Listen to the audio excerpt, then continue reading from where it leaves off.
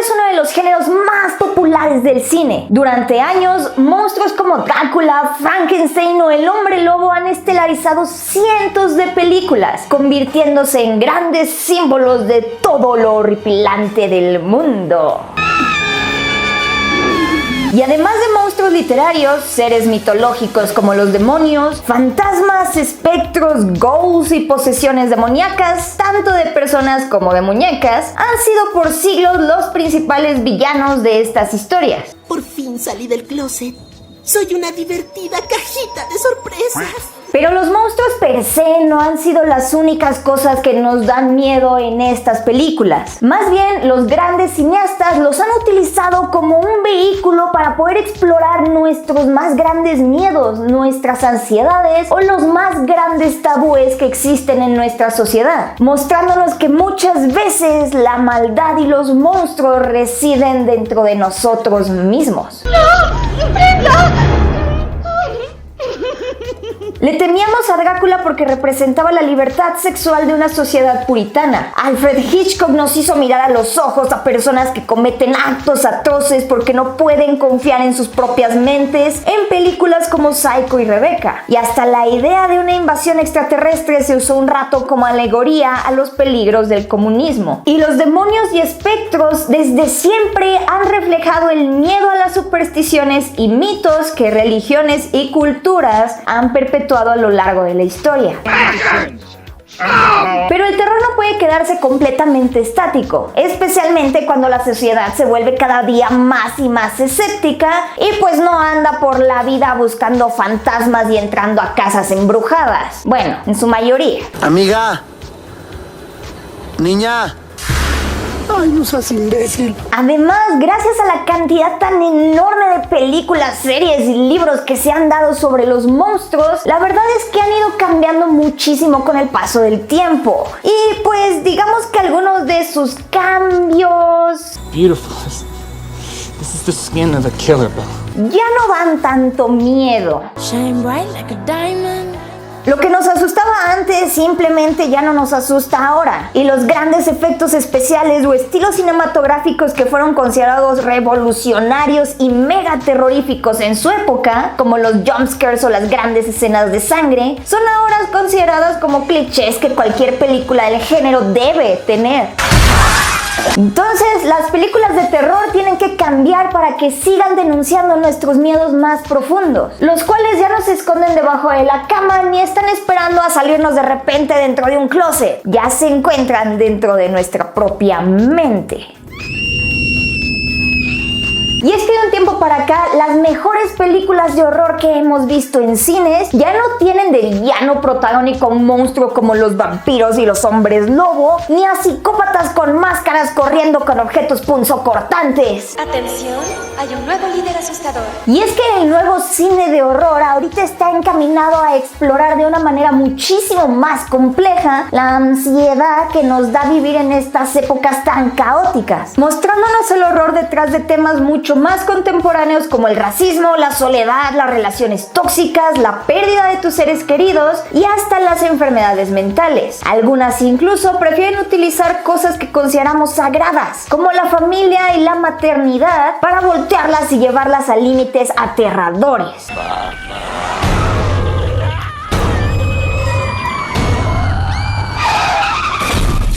Así que para festejar Halloween y Día de Muertos no les vamos a platicar sobre películas de monstruos y fantasmas, sino que les vamos a decir qué rayos con la nueva ola del cine de terror. Hola, yo soy Becca Salas y cada 15 días te voy a estar trayendo los mejores análisis del cine, las series, los cómics y todas las cosas de la cultura pop que nos encanta. Así que si quieres nerdear conmigo, no olvides darle like, suscribirte y poner la campanita. Para explorar este tema, nosotros vamos a hablar de varias películas que resultan bastante diferentes a lo que nos tienen acostumbrados con tu monstruo colmilludo de siempre. Y en general no vamos a tocar spoilers, pero si ves este icono de aquí, ten muchísimo cuidado porque entonces vamos a hablar un poquito de la trama de las películas. Y una gran película para empezar a hablar de esta nueva ola del cine de terror es Midsommar, dirigida por Ari Aster. I was most excited for you to come.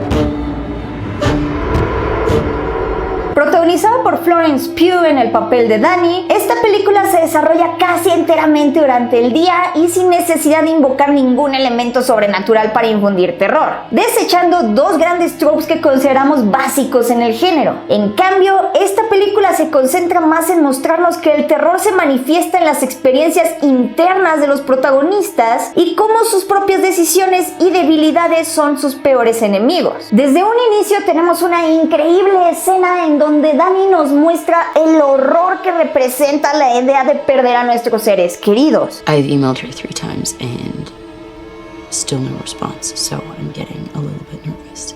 Pero eso no es todo, también nos muestra las terribles consecuencias de trastornos mentales como la depresión y cómo puede eso marcar una familia entera de por vida. Pero además de mostrarnos estos dos temas súper densos en la primera media hora, a lo largo de la historia Midsommar nos presenta un conjunto de cosas que nos resultan súper familiares, pero que pueden causar verdadero terror y escozor en nuestra psique, mucho más de lo que un fantasma podría. Pleasure to meet you, sir.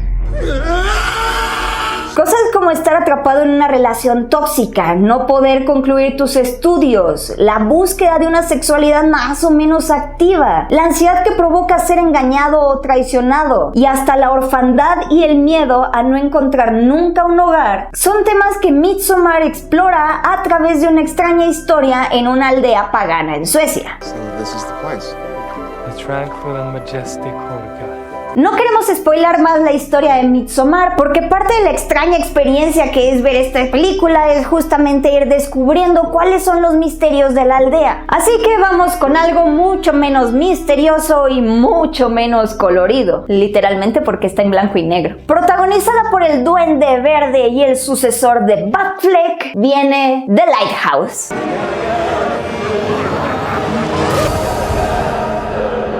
Dirigida por Robert Eggers, El Faro en un principio parece ser una película clásica de terror, mostrándonos pues un faro que parece estar encantado y con monstruos sobrenaturales viviendo en él. Pero conforme se desenvuelve la historia, descubrimos una ingeniosa exploración sobre miedos muy personales, como la soledad, las adicciones e incluso el miedo a no saber qué hacer de tu vida. Just looking to earn a living, just like any man. Starting new. On the run. A través del personaje de William Dafoe, Thomas Wake, un capitán que lleva años aislado en trabajos marítimos que lo mantienen totalmente alejado de la civilización, exploramos de manera muy interesante cómo el aislamiento puede volver a cualquier persona en un maníaco. Y es que tras años de soledad, Wake ha abandonado cualquier intención de reconectar con su familia, su sanidad mental e incluso con su propia humanidad. Lo interesante de este personaje es que él mismo es quien ha elegido un trabajo que lo mantiene aislado, lo cual también lo hace abrazar los demonios que la soledad trae consigo. You see, she's the only situation want for me. O sea, constantemente lo vemos justificar su alcoholismo, su misantropía y su violencia con grandes discursos que parecen súper elocuentes, pero en realidad son mega deschavetados, que mezcla con un montón de mitología de la mar para que suene interesante. Even any scantling of your soul is Winslow no more, but is now itself the sea. All right, have it your way. Lo genial de esta peli es que la locura de este señor contrasta perfecto con el personaje de Robert Pattinson, un hombre joven que solo va de trabajo en trabajo buscando su lugar en el mundo, tratando de encontrar algo que le dé significado a su vida. Just like any man. Just want to settle down quiet like some earnings. I read someplace that a man could earn $630 or I read $1,000 a year. Así que este pobre joven en búsqueda de un camino choca constantemente con su capitán que ya abandonó todo rastro de empatía, humanidad o de deseo de tener un futuro. Y ahí es justamente donde entra el terror de esta cinta, pues obviamente la soledad del trabajo en el que se encuentran y la propia intensidad de su jefe hacen que el joven idealista se enfrente contra los mismos vicios de su capitán y sufrimos al verlo pelear con ellos cuando en un principio le era muy fácil rechazarlo. Tememos por verlo convertirse en él, por verlo caer en los mismos males, aunque ya sabe y ha experimentado justamente en lo que se puede convertir gracias a su horrible capitán. I'm sick of you acting like you is. Sick of you laughing, snoring, and your goddamn farts. Your goddamn farts! Es un miedo a envejecer, a perder el sentido por la vida, a caer en horribles vicios. Pero sobre todo, el faro nos muestra el horror que representa de verdad estar solo.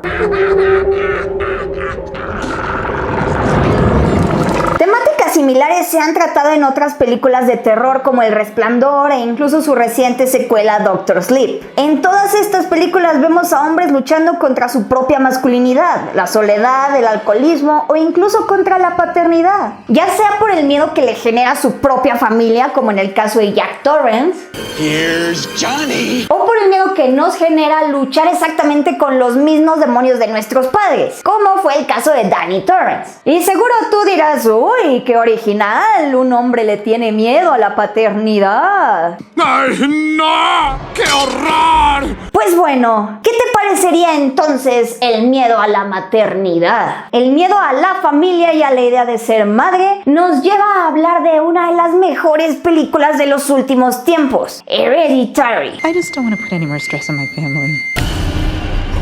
Dirigida por Ari Aster y protagonizada por la gran Toni Collette, aquí vemos cómo los misterios sobre el pasado de la recientemente fallecida abuela comienzan a atormentar a la familia Graham, pues constantemente viven cosas muy extrañas que se van explicando conforme descubrimos más sobre la difunta matriarca. Hereditary nos trata de mostrar el horror en el que viven las familias disfuncionales o aquellas que han sufrido y compartido grandes traumas, y de cierta manera también nos habla de lo difícil que es lidiar con enfermedades mentales, especialmente cuando son enfermedades que se han ido heredando de generación en generación. She had DID, which became extreme at the end. My father died when I was a baby from starvation because he had psychotic depression.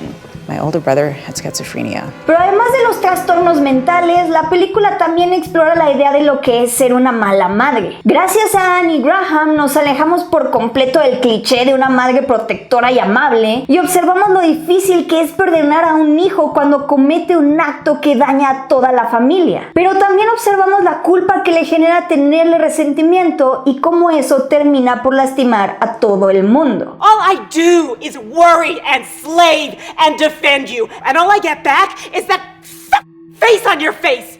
So full of disdain and resentment and always so annoyed. La película es verdaderamente aterradora y tiene momentos súper intensos y horribles. Pero lo mejor es que a lo largo de la cinta, el principal temor que nos mantiene mordiéndonos las uñas no son los demonios o las apariciones escalofriantes que se ven desenfocadas atrás de un personaje. El verdadero terror está en los sentimientos de rencor y violencia que empieza a generar Annie contra sus hijos. Cómo se van repitiendo sus traumas familiares, de lo peligroso que puede llegar a ser el deterioro de la salud mental de una persona con esos pensamientos vengativos. I never wanted to be your mother.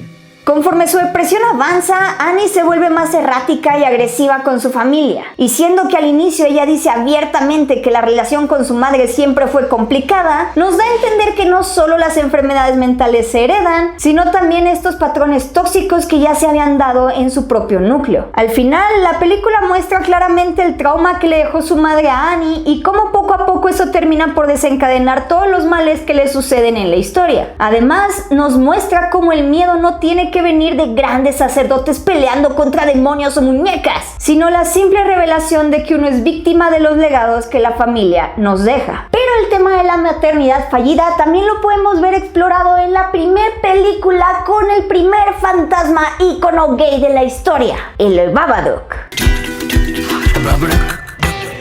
Miren qué sombrero tan fabuloso. Babadook es una película dirigida por Jennifer Kent que nos cuenta la historia de Amelia y su hijo Samuel. Desafortunadamente, su esposo falleció cuando ella estaba a punto de dar a luz, por lo que ha tenido que criar a su pequeño y medio problemático hijo completamente sola. Samuel es un niño difícil, tiene problemas de conducta en la escuela, es obsesivo, ruidoso y exigente. Básicamente es como cualquier niño de 10 años. Pero Amelia todavía no supera la muerte de su esposo. Está cada vez más cansada y todo indica que no tiene idea de cómo ayudar o criar a Samuel. Y por supuesto, todo se complica cuando descubren el libro del Babadook, un extraño cuento sobre un fantasma que persigue a las personas que descubren su existencia.